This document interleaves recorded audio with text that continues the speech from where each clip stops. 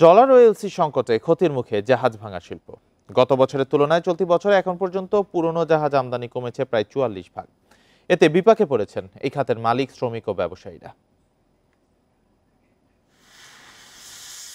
পুরনো জাহাজ ভাঙার জন্য বিশ্বব্যাপী বিশেষ পরিচিতি রয়েছে চট্টগ্রামের, কিন্তু সাম্প্রতিক বছরগুলোতে এই খাতে বড় ধরনের সংকট দেখা দিয়েছে। জাহাজ ভাঙা শিল্প মালিকদের সংগঠন বিএসবিআরএ বলছে 2022 সাল থেকে অস্থির এই খাত। চলতি বছর পরিস্থিতি সবচেয়ে বেশি খারাপ। প্রায় 10,000 কোটি টাকার এই খাতের শ্রমিক ও মালিকেরা পড়েছেন গভীর সংকটে। জাহাজের পুরনো আসবাবপত্র, ইলেকট্রনিক সামগ্রী ও বিভিন্ন যন্ত্রপাতির ব্যবসাও ক্ষতির মুখে।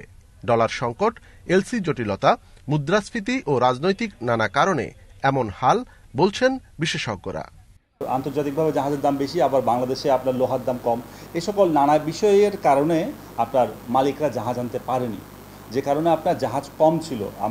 আমরা আগের বছরগুলোতে দেখা গেছে বাংলাদেশ একটা মোটামুটি হাইয়েস্ট পরিমাণ জাহাজ ভাঙছে, কিন্তু গত বছরের লাস্ট 6 মাসও কিন্তু সেই প্রবণতা আমরা দেখিনি। চট্টগ্রামের সীতাকুণ্ডে 2 বছর আগে মোট জাহাজ ভাঙা ইয়ার্ড ছিল 160টি। বন্ধ হতে হতে বর্তমানে চালু আছে মাত্র 30 থেকে 35টি। এসব ইয়ার্ডের বেশিরভাগই চলতি বছর কোনো জাহাজ আনতে পারেনি।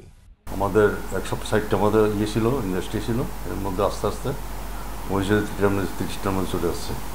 সব অ্যাক্টিভ নাই, মানে ডলার সংকটে কেউ জাহাজ আর্জি করতে পারতেছে না, আর ওখান মার্কেটও খারাপ হয়ে গেছে। চলতি বছর শিপ ব্রেকিং ইয়ার্ডগুলোতে বিভিন্ন দুর্ঘটনায় নিহত হয়েছেন 7 শ্রমিক। অনুপম শীল, ইন্ডিপেন্ডেন্ট নিউজ, চট্টগ্রাম।